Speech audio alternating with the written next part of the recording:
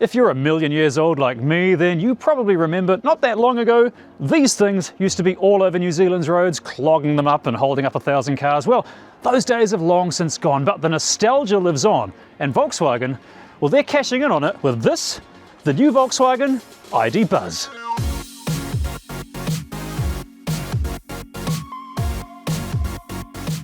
Yes, you join me here at the official launch of that, the Volkswagen ID.Buzz. It's finally made it to New Zealand and it's available in 3 flavours plus one. Let's start with price and the range. It starts with the normal wheelbase version, clocks in at $130,000, so it's not a cheap car. However, it is a bit of an icon, so you expect to pay a little bit of icon tax. It doesn't have the world's most amazing range either, but if you want to spend a little extra money, you can get this one. This is the long wheelbase version, but it's got all the toys in it. And it's also really grunty, 210 kilowatts, but it does cost 10 grand more. Or if you're dripping with cash and money's no object, then first of all, would you consider adopting me? Secondly, you can get the all-wheel drive version of this, which goes like stink. But personally, my money's on that. Oh, I should also point out, there is a cargo version if you want, which I'll show you in a sec. But let me show you this, the mid-spec one, which I think that's the one to get. Let's jump on in and see what it feels like to sit in the new Volkswagen ID.Buzz. And first thing you notice is, wow, that windshield is far away. It's a long, oh, I can't even reach it. It is a long, long way away. Okay, so let's see what we've got. We've got A-pillars far away and then A-pillars? We've got 2 A-pillars. What do we even call those? Okay, any carologists out there were able to tell me what these secondary A-pillars are called? As for the dashboard, yes, it's huge. We've also got a floating display attached to the steering column, which means that no matter where your steering column is positioned, up or down, in and out, you'll always have that screen in shot. This is very Atto 3, I like that. What's right above me also adds to the airiness and the lightness in the interior. It is that massive panoramic roof, and I mean massive. This is the biggest panoramic roof that Volkswagen have ever fitted to any one of their products, and it is huge. And if you're worried about this making the interior too hot, I've got a little party trick for you. By pressing this little button up here, watch what happens. The whole thing goes opaque. Moving down into the seats, the seating position is, well, it's like a van. So I'm really sitting up and begging right now. So the seats are also completely electronically adjustable, as you'd expect, with memory buttons built in. And this one has pneumatic adjustments for your lumbar support. It goes up and down depending on the weirdness of your back. We'll just have a quick look right now at the infotainment system, just a flying visit. Vehicle options, well, we can see the usual stuff. We can turn on lights and open the boot and that sort of stuff. Status doesn't tell you anything useful. Data does tell you your economy, and 21.6 kilowatt hours is pretty good for a van. Considering we are in very hilly Piha right now, that's not bad economy. Next in the menu, we've got App Connect. So yes, it has Google and Apple Robot and Fruit connectivity. That's cool. Parking functions, well, turns on the parking cameras. The definition's okay. I can see the ducks and things and the birds in the shot here, but I've seen better. It does have seated heats in both the front seats and in the 2 back seats as well. We've also got a driver massage function. Oh, that feels good. Right now, that massage is pummeling my back very gently. It's not like a hardcore BMW massage. It's a pneumatic massage. It's like pillows gently pushing in and out of the lower spine. It's not what I would call rigorous, but it could perk you up on a long drive. Driver profile's pretty self-explanatory. You can choose Eco, Comfort, Sport, or Individual. I'm going to put it into Sport because that's fun. The sound settings are also worth mentioning because as standard, the van comes with a 9-speaker system, but if you get the Harman Kardon system, it does give you some extra speakers and a bit more depth. The last menu is just aircon, pretty self-explanatory. We know how that works. Let's look at what the dashboard's got built in. Okay, so lots of interesting textures. Glove box, well, decent sized glove box. More storage here as well. We've got vents here. We have retractable cup holder system. Check this out. Look at that, brilliant.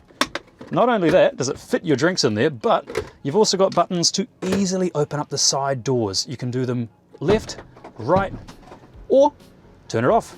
Next thing worth mentioning is definitely the pedals. Look at that! We've got a pause pedal and we've got a go pedal. One more thing I want to mention while I'm here in the driver's seat is the center console, which I only learned recently comes off. So supposedly there's a way. I think it's this latch down here. Is that how it works? Oh no, that's extra storage.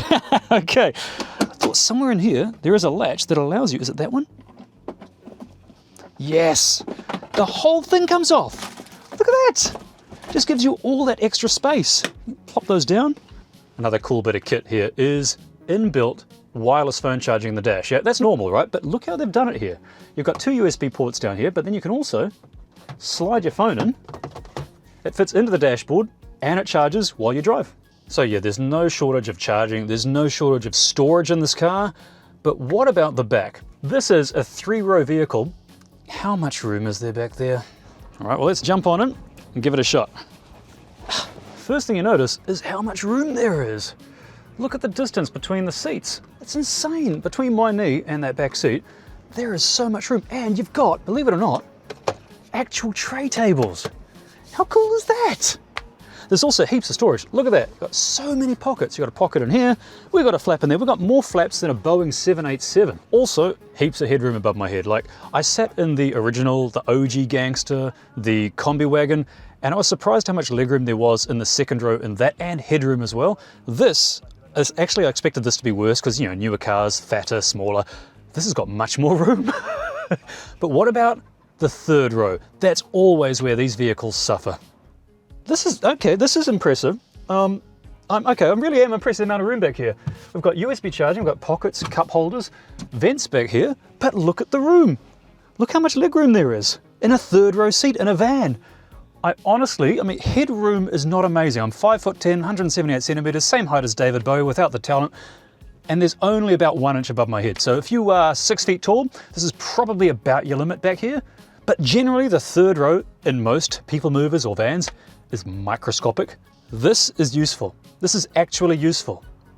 I'm impressed. All right, let's look at that boot space. Let's give it a go. First of all, the boot is electronic, opens up by itself. I mean, if you're spending 130 grand, 140 grand, you would expect that. The boot is decent in capacity. Like, I can fit in here and do the Mafia test, no worries. See, look at that. Easy peasy. You can fit 2 or 3 Gavins in here, which is a horrifying thought, I admit. My gosh, the Germans do make it a little complicated, I won't lie. There's a lot of straps and things. It's very German. There we go. Oh no, I just pulled the seat out. That was not planned. Okay, that is suboptimal. I've sort of slightly ripped the entire seat out. Oh boy, okay. Oh, look at that. It slots straight in like that. Brilliant. It is German. But enough talk, let's get this thing on the road. I apologize, the camera is so far away. I don't normally talk to the camera from a different time zone, but it has a very long snoot on this van. You know, you're used to vans like the original Kombi, you're right up against the windscreen. Not in this. This is a long way away. So when you get to your destination, the front of your van will have got there 3 minutes before. So if you go to McDonald's drive-thru in an ID.Buzz, the good news is you can just sellotape your order to the front of the van, and by the time you get to the drive-thru window, it'll be ready. Follow me for more crappy life tips. As for motor power, this is the rear-wheel drive version, the mid-spec one. This is 140 grand, plus a bit more for some extras. We have 210 kilowatts driving the rear wheels of this vehicle. There's another one. 210 kilowatts, plus we've got 560 torquing Isaacs. That's a lot of torque, which means that if I were to put this into sport mode, what's it like on these twisty corners around Piha? Oh, that's not bad. I mentioned that it has that massive panoramic glass roof, and it is a fantastic roof, but it is a very expensive extra option. And that's the thing, this is not a cheap car. This is an exclusive car, and Volkswagen told us at the pre-drive briefing that the target market for this vehicle is younger people and older people, both with a sense of longing and nostalgia for just coolness or retro stuff. In which case, this does it. But I should point out that this is not the modern Kombi. If you're thinking of buying this because you want to relive your Kombi days, let's face it, the old Kombi, it lives on nostalgia. In the real world, be honest with yourselves, if you've ever been in one, they are slow, noisy, rattly, hot, loud things with useless storage capacity because the engine's on the back. It means the floor is really, really high, which makes it practically useless for everything. This is a different story. The electric motor is squashed down by the rear wheels. It doesn't cause any intrusion into the passenger compartment. The battery is a flat skateboard underneath us, keeping the center of gravity really low. This is everything good about the old Kombi without all the bad things about the old Kombi, of which, if we're honest with ourselves, that list is quite long. Oh, traction control, oh, right off the mark. Oh, tell you what, that torque, it really sells it. Like when you're climbing up a hill, it's okay, it's good, it's grunty, 210 kilowatts, can't go wrong. But when you're straight off the mark, like this thing moves. I don't have time to do a 0 to 100 test because we're in a 50 zone, but oh, yeah, right off the mark. This is a mover. This is a people mover, literally. I like it. Now, as I mentioned at the start, there is also a cargo version of this which costs a lot less because it's got a lot less. It is a cargo van, but as I found out when I drove it here, it is actually very quiet. The only thing I don't know about this ID.Buzz is whether or not it'll sell well at its price point. But on a sunny day, coming into Piha when the sun is shining, oh, it could be money well spent.